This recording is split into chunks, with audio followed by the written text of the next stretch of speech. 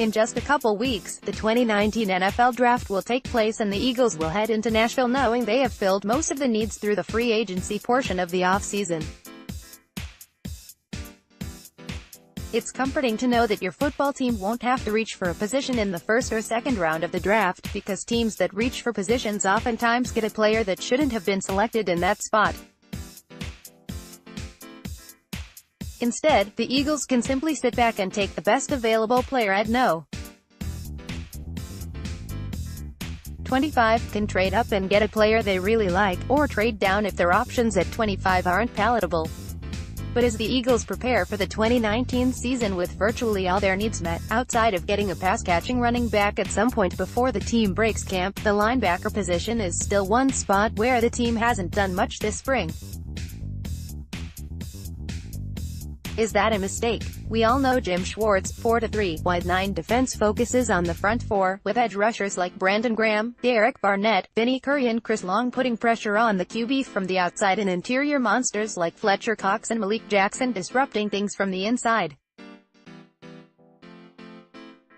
It also focuses on a deep secondary with a run-stuffing safeties like Malcolm Jenkins and Andrew Sendejo playing close to the line of scrimmage, and ball-hawking corners like Jalen Mills, Avonte Maddox and Ronald Darby trying to take advantage of weakly thrown balls under pressure. Lost in the middle of this defensive philosophy are the linebackers. In 2017, they were a group that contributed quite a bit to the defense, even if they were the red-headed stepchildren of the unit. With Nigel Bradham taking over for an injured Jordan Hicks at middle linebacker and playing very well, and with Michael Kendricks and Camu Grugier-Hill on the outside making plays, it was an effective, if unspectacular, unit. But last year's version was less so, with Hicks, Bradham, Grugier-Hill and Nate Jerry all but disappearing at times. In today's NFL, with a focus on the passing game and 11 personnel, 1 RB, 1 TE and 3 WRs, having an extra cornerback on the field has become more important than having 3 linebackers on the field. In 17, they played 3 linebackers at the same time just 27% of the time, 25th most in the NFL. Numbers for last year were not available. Hence the lack of pursuit of a difference-making linebacker in trade or free agency thus far. Right now, the Eagles don't have clear answer at middle linebacker, which even in a defensive scheme that emphasizes the linebacker, isn't a good thing. GM Howie Roseman did add linebacker L.J. Ford as a free agent, a backup and special teams standout the last few seasons with the Pittsburgh Steelers, who has never been a full-time starting linebacker. However, according to Our Lads Eagles depth chart, which is admittedly not official and means next to nothing, Ford is listed as the starting Mike right now.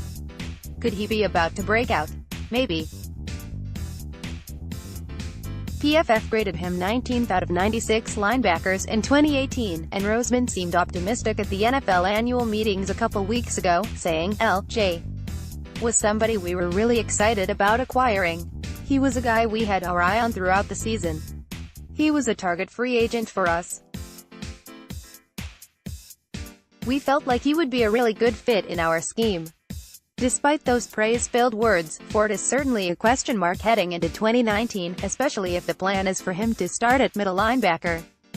It's likely Bradham is the top choice to start at the Mike, given his success playing there after Hicks' injury in 17. However, he wasn't terribly effective in 18, with a PFF grade of 64.2 that was average by their standards. Grugier-Hill's PFF grade was about the same, 63.7, and Jerry's 55.7 was a bit worse. So should linebacker be a focus in the draft? Should they at least consider selecting a linebacker at no. 25? If you've listened to our own Benjamin Solik from the Draft Network and Michael Kist from the Kist, and given the Eagles' lack of interest in drafting a linebacker early, it seems a virtual impossibility they would take a linebacker with one of their first 3 picks. The last time the Eagles took a linebacker within the first 3 rounds of the draft was in 15, when they nabbed Hicks in the 3rd round. Chip Kelly drafted Marcus Smith with their first-round pick the year before, but disastrously tried to convert him into an edge rusher. Prior to that, Kendricks was selected in the second round in 12, so it's clear taking a linebacker early is simply something this team both does not believe in doing and hasn't had much success with over the last few years. Sure, if someone like Devin White or Devin Bush Jr. fell to the Eagles, it's possible they'd think about taking one of them, but it's far more likely they'll wait until the 4th or 5th rounds to take a stab at a depth linebacker. The Eagles have no third-round pick, and depending on what they do in the draft, they could also return their focus to free agency and pick up someone like Monte Teo or Jamie Collins on the cheap, but neither would be a huge, needle-moving acquisition.